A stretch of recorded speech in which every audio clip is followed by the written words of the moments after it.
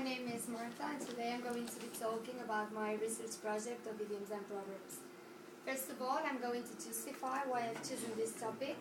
Secondly, I'm going to explain a little bit my project. And thirdly, I will end up with the conclusions I got with. Well, I have chosen this topic because I spent 1 year abroad in Dublin, and while talking with people, some idioms and proverbs showed up. I found it something very interesting to learn more of it, and I think it's very important if you want to have a good knowledge of the language. Well, the objectives I had on doing this project were I wanted to see if people did really understand the idioms and proverbs they heard. I wanted to see in which amount idioms and proverbs were used and by who, and why some idioms and proverbs weren't used anymore. And I also wanted to learn, that was for my own interest, and, well, to find out the origins of some of them. Well, my research project starts with Shakespeare because he's one of the main inventors of English words. He invented around 73 proverbs, which I include on my project. Well, that's followed by the question, what are proverbs? A proverb is a short sentence which has lots of wisdom and is very useful to help explaining something. So, for instance, if I say a stitch on time saves 9, that'll be very useful if I want to explain that if you get a hole, you better fix it before the hole gets bigger, and you'll have to spend more time on fixing it and put more stitches on it. The second part is idioms, and that includes the question, what's an idiom? Well, an idiom is a short sentence which is not to be taken literally, and it's shorter than a proverb. Well, I made my own classification on idioms, and those were comparatives, expressions, and idioms regarding parts of the body. The comparatives ones would be the kind little children would use more often. So, for instance, hot as hell, cold as ice, and will always be exaggerating. Expressions would be, for example, the idiom, over my dead body, which doesn't mean, well, if I say to my mom, Mom, can I take your car? She's going to say, over my dead body, you're taking my car. It doesn't mean I have to kill her to take her car. It just means she's going to do everything she can to not letting me take her car. Idioms regarding parts of the body, those would be, for example, if I say to have green fingers, which doesn't mean your fingers are green. It just means you're very good at gardening. Or another one would be, for instance, if I'm pulling your legs, doesn't mean I'm taking your leg over, it just means I'm only joking. Here I illustrate why idioms can be taken literally with the idiom barking up the wrong tree, which doesn't mean you became a dog and you're barking to a tree, it just means you're blaming the wrong person.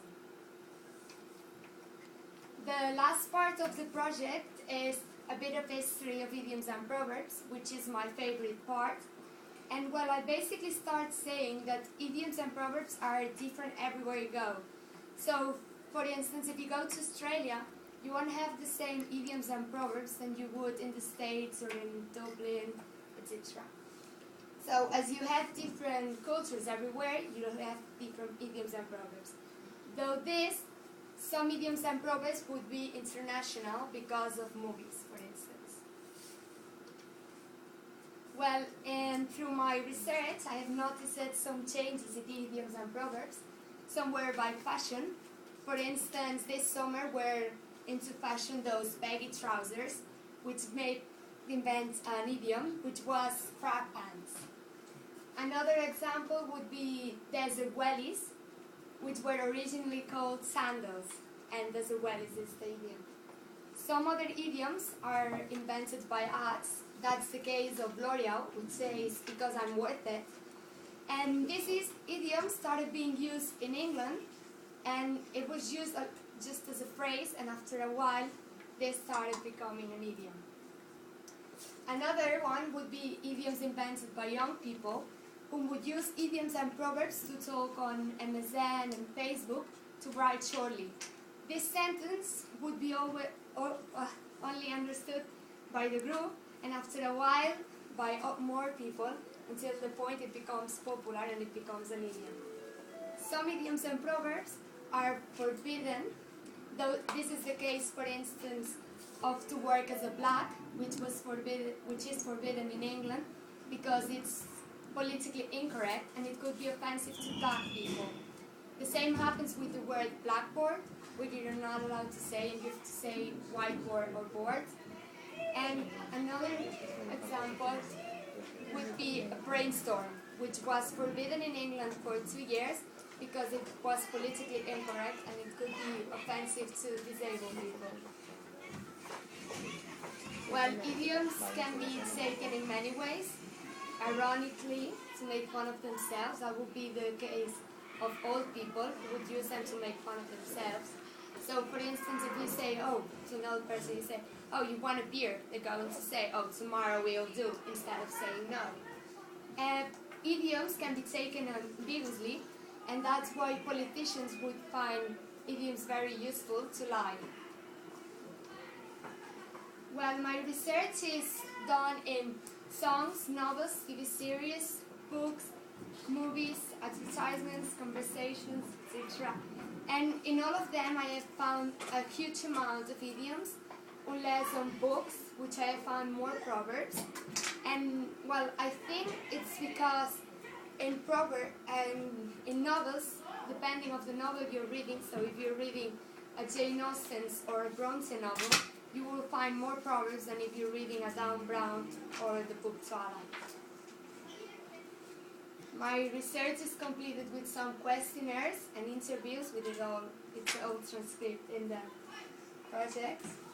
And well, the conclusions I got with were I have learned a lot, and I have noticed that the use of proverbs was decreasing, and that the ones that were using proverbs more often were old people, while the use of idioms was increasing, and they were used more often by young people. Well then, that's the end of the presentation. I hope you have liked it, and if you have any questions, I'll be pleased to answer.